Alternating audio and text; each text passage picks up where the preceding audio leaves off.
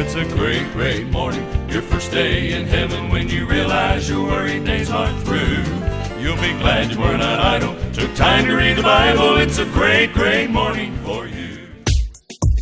The Bible, yes, that's the book for me. I sit alone on the Word of God.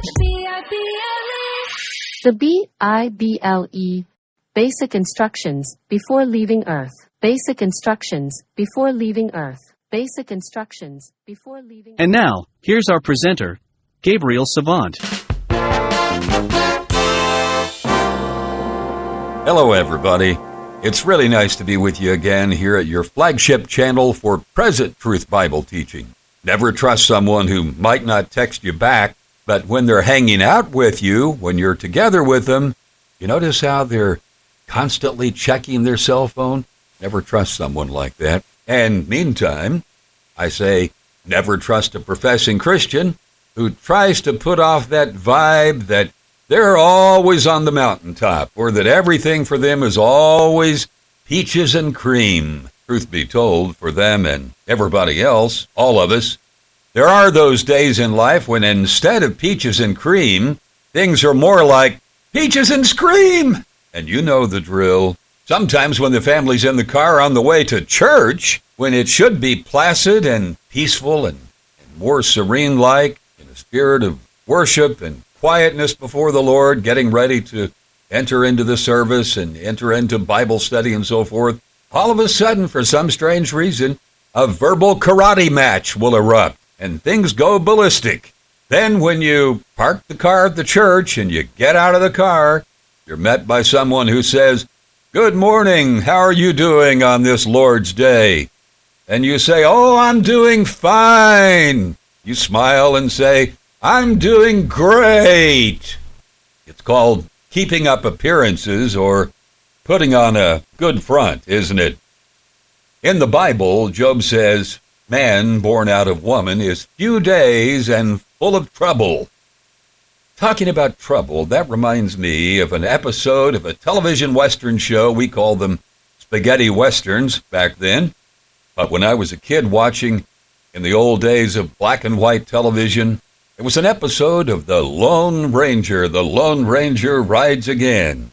Those of you who've been around the block a time or two, like me, recall that the Lone Ranger was known as the daring and wise masked rider. He always wore a mask on the plains as he led the fight for law and order in the early western United States.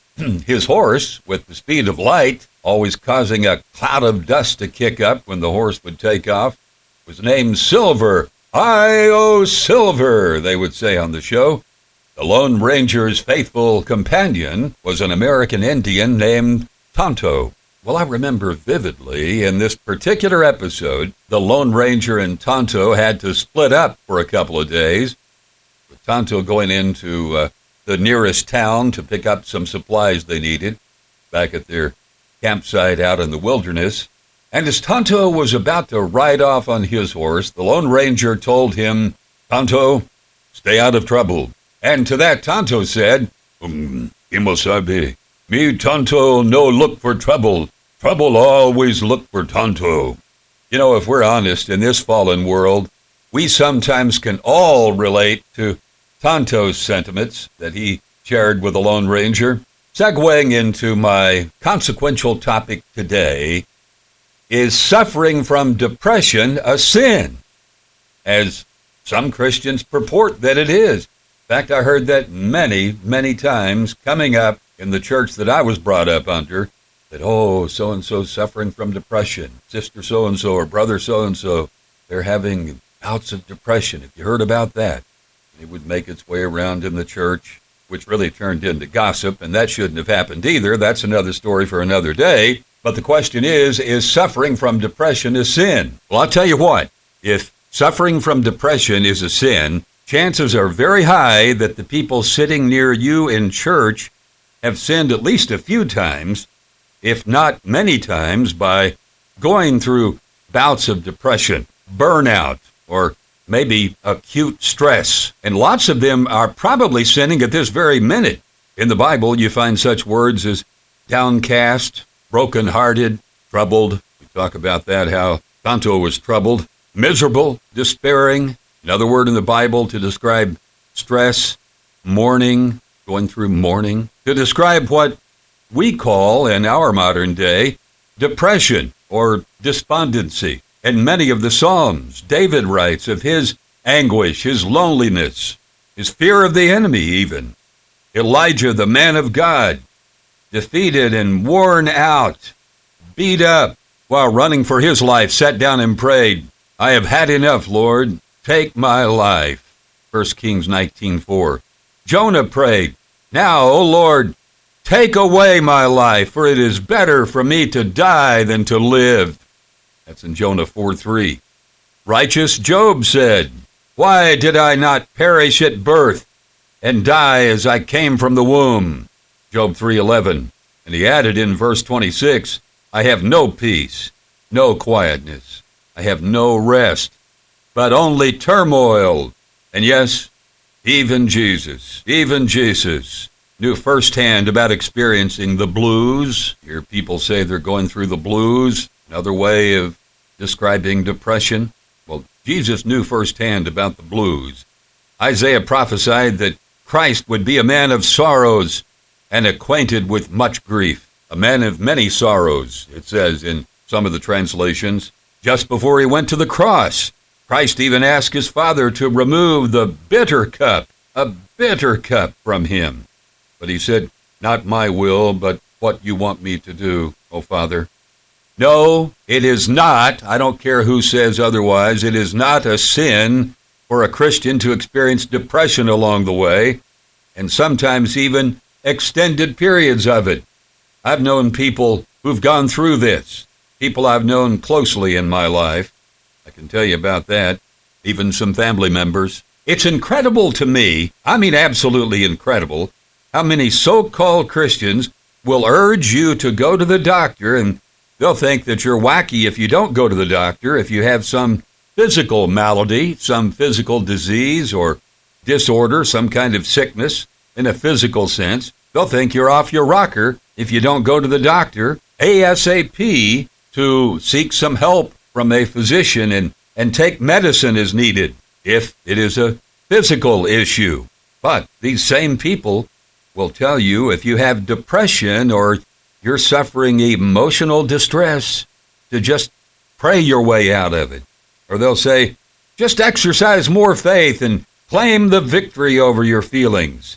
Be victorious, brother or sister. Just grin and bear it, is their advice. And as the old song said years and years ago, put your troubles in an old kit bag and smile, smile, smile. You know, to me, they're all hyper-hypocrites to be so two-sided in their idea of a cure.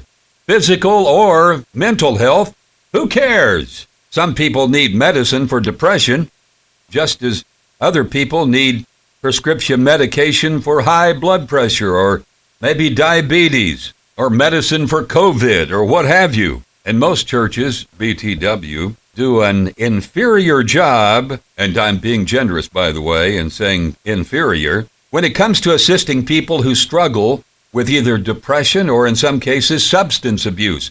Most churches don't want to touch any of that with a 10-foot pole. You know why? I'm afraid it's too messy for them. So they'll just typically say, we'll pray for you, and you keep praying too, praying for the victory. But they'll frown on those same people being treated by any kind of a mental health specialist. And by all means, oh, don't dare take any meds for it. Are you kidding? I guess these same snooty believers wouldn't even give Jeremiah the time of day. If he were alive today, they wouldn't give him the time of day. He said, "Cursed be the day I was born. Why did I ever come out of the womb to see trouble and sorrow and to end my days in shame?" That's in Jeremiah chapter 20, 14 through 18. Jeremiah was a strong, staunch man of God. It's absolutely deplorable how millions of Christians with halos above them look down their noses at others who battle depression, especially at those who are professing fellow believers. Any so-called Christian who pretends that he or she is always on cloud nine and everything is cheery every day, cheery and cherries, a bowl of cherries every day, in this degenerated world is full of beans. So don't fall for the farce conveying that a believer in Christ should never experience depression or ever be despondent. Everybody's had those times when they feel like if all of a sudden it started raining chicken soup from the sky, they'd have a fork instead of a spoon. Or feel like if your ship comes in, you'll be down at the bus station. Hey, we've all been there. As a footnote, those motivational speakers or life coaches, they're often called, they articulate these very hip-sounding or avant-garde phrases to their followers such as, go big or go home, they say. Heard one recently on TV, on stage, had a big crowd in front of him. He told them to go big or go bigger. You know, they're probably charging $200, $300, maybe $500 for tickets to attend those seminars, but saying go big or go bigger or go big or go home. I'll tell you, that's the last thing you want to tell someone who's suffering from depression, because generally going home is about the only place they feel like going to when they're down in the dumps. And by the way, if there's anything that can cause a person to feel depressed, discouraged, and even defeated, or as Jesus called it, being poor in spirit, there's another term from the Bible to describe depression. He talked about blessed are those who are poor in spirit, poor in their frame of mind, their thinking, their esteem, their outlook on life, poor in spirit. If there's anything that can cause a person to be in that sort of condition, it's when a person is battling hunger, physical hunger.